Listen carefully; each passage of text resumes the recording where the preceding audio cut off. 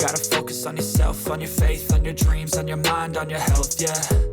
You gotta work, never tell, keep your head down, find what you love and excel, yeah.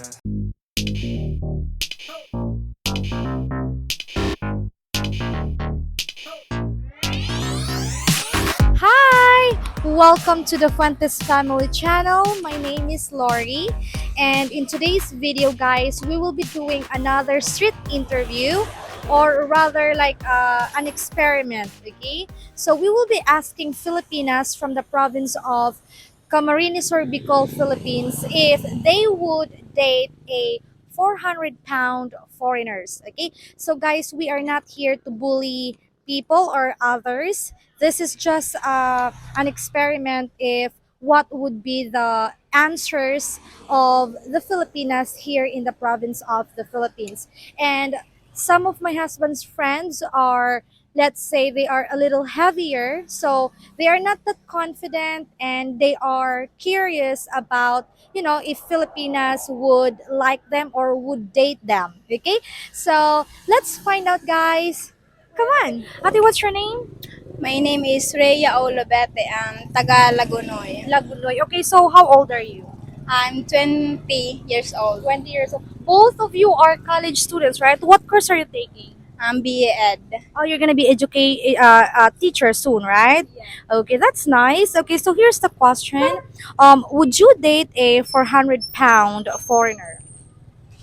For me, what matter is what inside. What's inside? So your answer is yes. Yes. Wow, that's a very nice answer. Thank you so much. Okay, so next, okay, what's your name? I'm Angelica Navarro. Navarro. Oh, my husband's middle name is Navarro. So yes. That's so nice. Yes.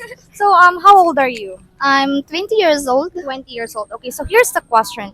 Would you date a 400-pound foreigner? For me, yes, because if you like someone, you don't need to base on their physical appearance. Oh, that's very wonderful answer. Thank you so much. Thank you for having this interview with us. Thank you. Yes, What's your name?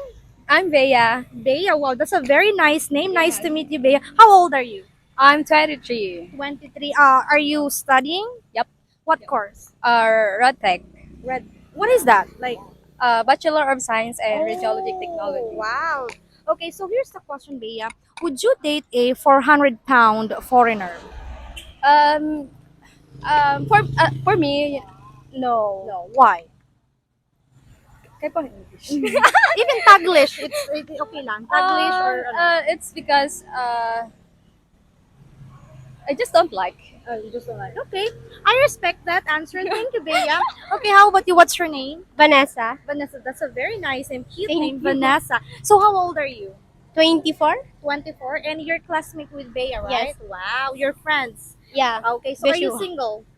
Yeah. Yes, you're single too, right? No, you're not. Okay. So Vanessa, here's the question, because there might be someone watching and then you find you attractive, or Okay, so Bea, would you date a 400-pound foreigner? For me, no. Mm-hmm. Why? Because I don't like foreigner. You don't like foreigner. Oh, you prefer like Same nationality like Filipino or maybe a Korean. a Korean. Ooh, a lot of people were saying Korean. They like Korean. Ate, what's your name? Abigail Abigail. How old are you? 25. 25. Okay. So, here's the question, Ate. Would you date a 400-pound foreigner? Para kasi sa akin, sinabi mo foreigner siya. Para sa akin, kapag about kasi sa love, hindi naman mahalaga kung foreigner or Pilipino. Basta, mahal mo yung isang tao. Tapos, halimbawa talaga, kilala mo na siya, tapos nakikita nyo naman na may yung mga gusto mo sa isang lalaki nandoon sa kanya, pwede mo siyang i-date. Go for it. Oo. Even that person is like, let's say 400 pounds Yes, or hindi more. hindi masusukat ng malaki or maliit yung isang tao. Kapag mahal mo talaga kahit malaki pa yan or maliit.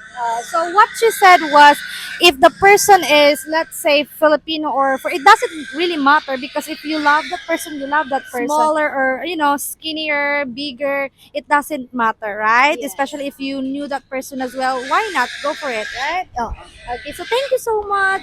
Okay, so Ate, what's your name? Judy Ann, Judy Ann. Okay, how old are you?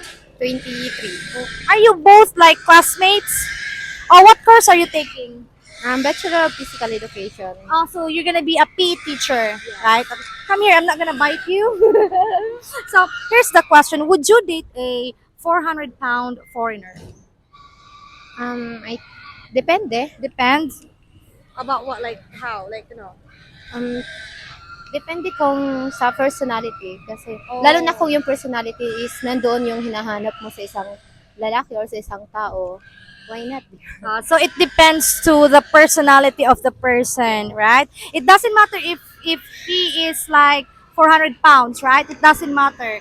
Okay, so if you like that person, like the personality that you are looking for that person, he has that, then go for it, right? Why not? So what's your name? Ruby Ann Colocarpa. Ruby Ann. Okay, nice to meet you, Ruby Ann. And how old are you? 21. 21. What course are you taking? Bachelor of Physical Education. So you will be a PE teacher, right? Wow. So here's the question, Ruby Ann. Would you date a 400-pound foreigner? No. No, why? I think 400 pound or something is not my ideal type. Oh, so you have your own ideal man, right? Okay, thank you. Thank you so much. Are you single? Yes. Yes. Okay. So Ruby Ann is single. So we respect everyone's answer. That's her answer. We respect that. So she has her own ideal man. So go for it, right? Thank you so much for having this interview with us. Thank you.